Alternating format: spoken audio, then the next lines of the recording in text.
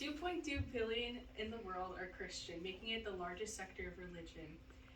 But why? Why are people so attached to the religion? Why is it intriguing to people? But most of all, how does it affect our mental health?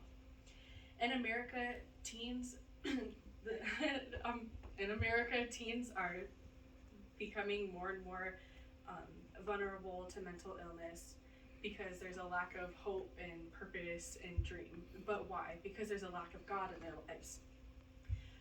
My name is Athena. I'm a sophomore in high school, and I have studied and researched this for like 2 weeks now, and and I'm here to talk to you on why your relationship with God is the most important part of your mental health. So my first point that I'm going to make is, what does your mental health look like today, and how to focus on your relationship with God and the benefits of having God a part of your mental health. As said, my first point is, what does our mental health look like today? Okay.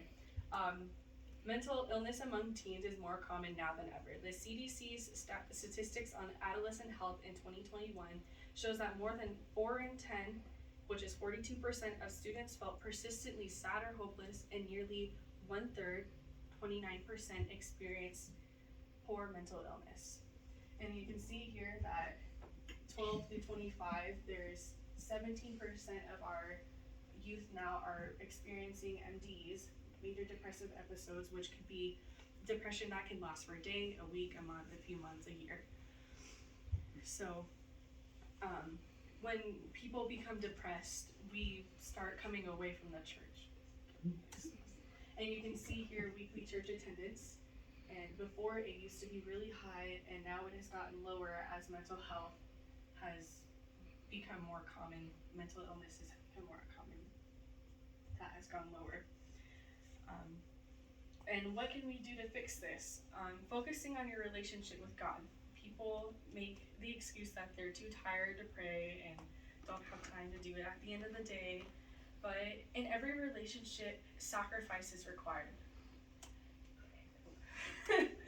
And just like the saints, they all sacrificed their lives and did so much to make sure that they did anything that they could do for God. And the things that we can do to get closer to God are like journaling.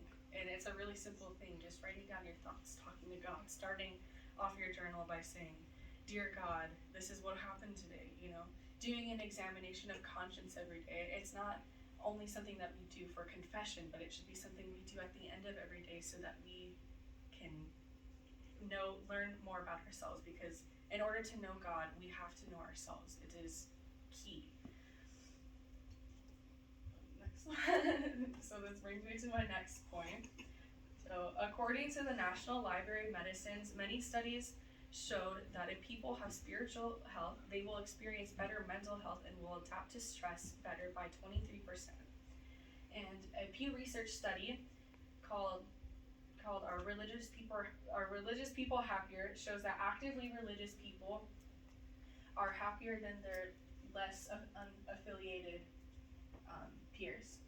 So you can see here that most of the people that are active are happier, and some countries have some things going on in this time that made them less happy. So, next one.